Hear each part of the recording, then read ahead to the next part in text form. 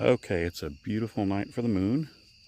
I've got the SeeStar out, and I'm going to try to get it in and show you on the camera here how easy this really is to do. So here we go. SeeStar is on. I've just got to go here. I'm going to make sure that it's balanced.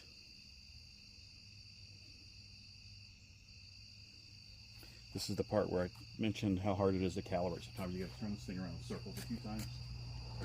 So I got to turn this around several times. Don't tell my wife I've got our end table out here. A little short end table we keep in the kitchen.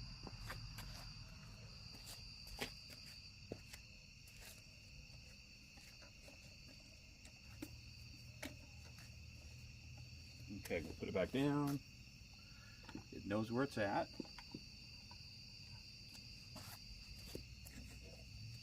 I did the compass calibration, you can see that.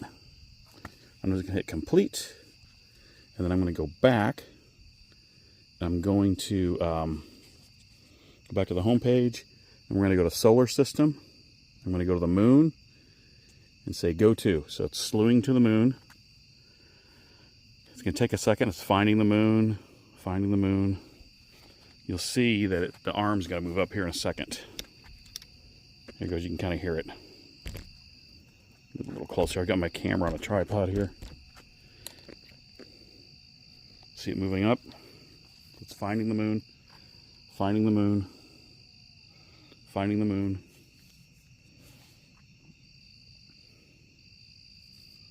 And you'll see, or should see it start to come into view here on my iPad. It's moving towards, I don't know if you can hear it. There's too many crickets here at night. Looking for it. You can read what it says there. Finding the moon. Give it a second.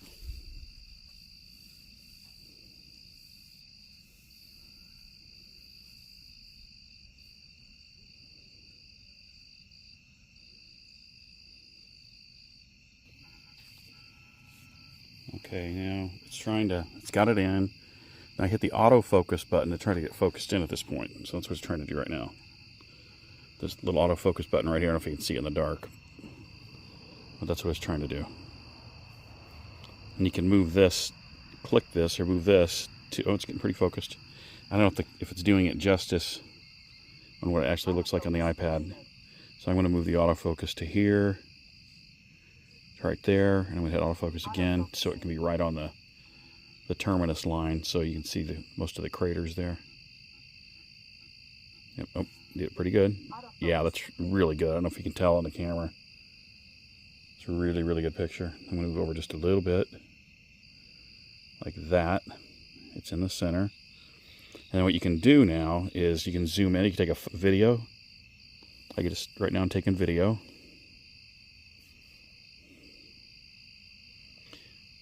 It's just a really good picture.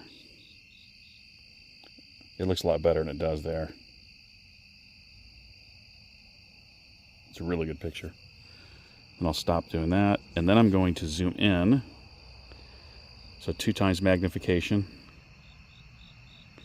I don't know if you can tell there, but that's just an outstanding picture. So if you had a map of the moon, you could pick out all these different craters. I don't know them well enough to tell you what any of those are, but then you can do it 4 times. It's not going to look that great because it's so close to the horizon right now. So there's a lot of stuff in the atmosphere, so it's not going to look too great. But just kind of get the picture. That's just really good still. See if I can autofocus right into that. You can kind of see how since it's so close, it's probably about 10 degrees from the horizon. Since that's all it is from the horizon right now, it will. There's so many layers of atmosphere we're looking through horizontally. That's all the waviness you see there. When it's higher in the sky, when it'll be way overhead or way up high, 30, 40 degrees, that won't happen. But since we're looking through so many layers of atmosphere horizontally, when it's close to the horizon, that's what you get. So just a really good picture. I'm going to take a picture of that. Then I'm going to zoom back out 2 times. Yeah, okay. We go down to 2 times again. So I could be doing this on my phone too, but I chose, since I'm filming with my phone, I'm just showing what it's like on the iPad. It's a really great picture. And we're zooming around. There we go. Then go back up to one-time magnification. I'll take a picture there. So what you could do with these, if you get enough pictures and you like them, you can export these, and then you can here, I'll show you where the moon's actually at here. You can export them to some other kinds of software to edit them further. Yeah, you can kind of see the moon there, right? It's right there. Looks so small there, right? But here, that's what we're seeing right now, right? So that is that. Really cool.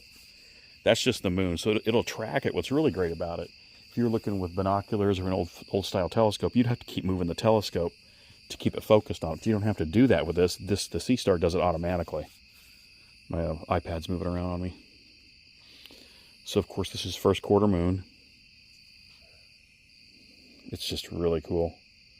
You can see right there on the moon, right there, if you can see with my finger, that's a mountain top creeping up higher. Let's see if we can zoom in on that a little bit.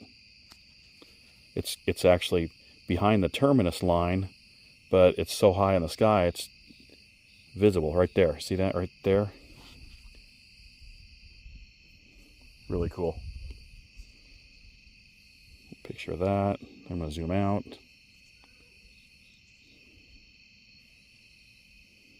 There we go. That's really cool. So that's how easy it really is to do this. So I'm going to zoom back out. You can see the app. I went to solar system, and it showed the sun, moon, Pluto, all the planets. It's not dark enough now to see any of these, and I mentioned in the other video, those are going to be really small. It's really the sun and the moon that are really the stars of the show when you're using the SeeStar because of its focal length. But all I did is went to solar system and hit go to, if you can see that right there. And it slewed right to it.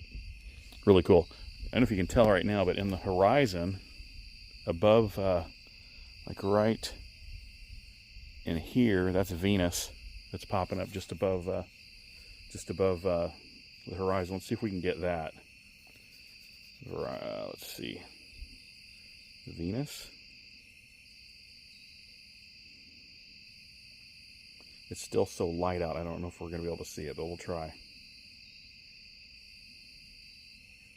It says it's only 5 degrees above the horizon. I don't know that it's going to do it, but we'll try. So it's trying to slew to Venus. It says finding Venus.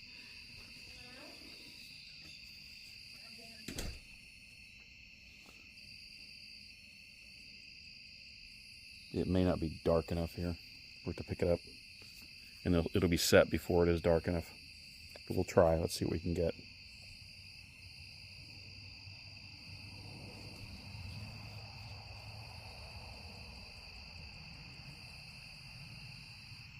It's still trying. I don't think it's going to get it because it's just not dark enough yet.